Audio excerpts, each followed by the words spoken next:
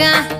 ఓ పిల్లగా యహో పిల్లగా ఎంకటేశు చూడకపోతుంటవో కానకపోతుంటవో నా పిల్లగా ఎంకటేశు చూడకపోతుంటవో కానకపోతుంటవో